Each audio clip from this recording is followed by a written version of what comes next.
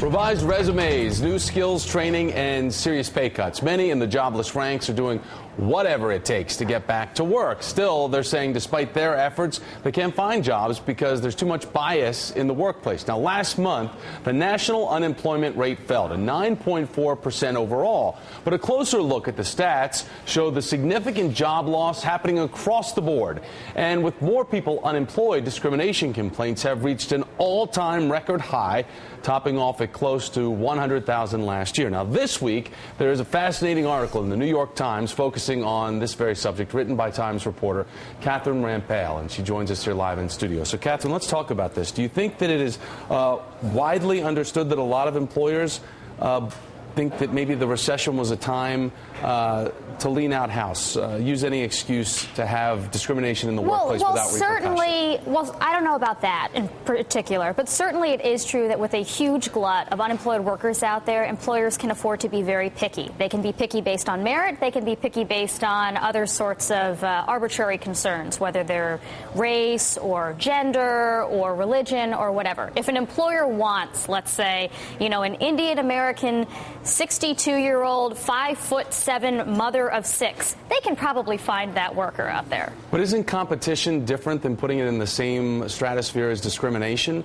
Because there are so many talented people that are unemployed, doesn't that just raise the bar for the level of competition? Instead of 3 people going after this one job, there's now 15 people going after this one job, and maybe some people that are overqualified to begin with. Well, certainly I hear from a lot of workers who feel that they are overqualified for the jobs that they are applying for, that they think the reasons that they are not getting job offers is that employers are systematically discriminating against their demographic group.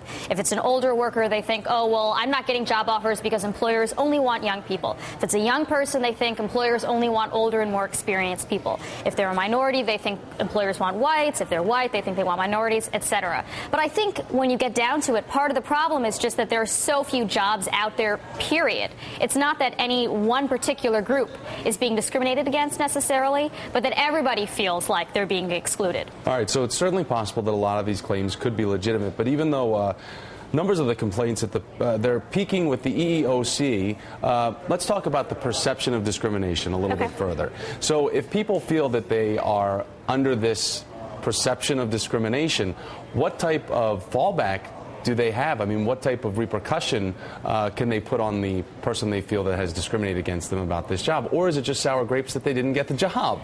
Well, it's very hard to say. Certainly, as you mentioned, the number of charges of discrimination being filed with the EEOC have been rising. We saw the same thing happen, actually, after the 2001 recession, where a lot more people were claiming that they were being discriminated against, perhaps in part because they'd already lost their jobs and they had less to lose by accusing their previous employer of discrimination.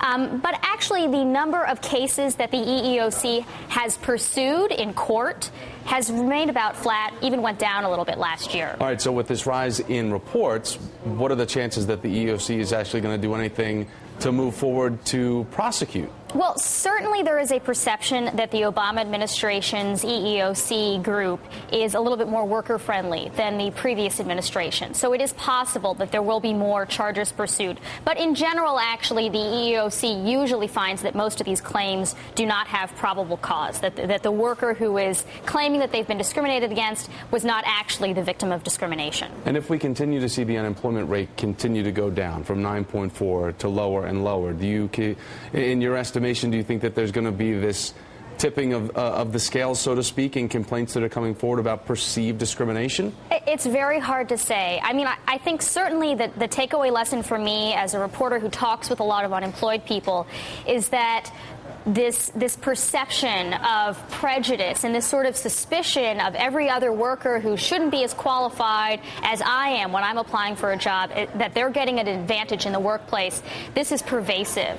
And it kind of makes me wonder, beyond the actual direct economic effects of what's going on with the very tight and tough job market, what are the social effects, right? I mean, when you have a lot of people wondering, well, I'm being excluded from a job opportunity because of that guy or that woman or that race. You know, it seems like there are greater concerns that maybe we should be worrying about as opposed to just the temporary economic effects. Well, I can imagine it ramps up frustrations for certain areas, especially when your security is the core base of how you operate in this world. You know, you fear about your mortgage, your kids, you know, going to school, food on the table, gas in the car, all of that stuff. When you looked at these jobs, or the people that were complaining about this, were they white-collar jobs, blue-collar jobs, across the board? Generally across the board. I mean, I have heard this especially frequently from older workers who have been displaced from jobs that perhaps are sort of on their way out. You know, I've heard this from a lot of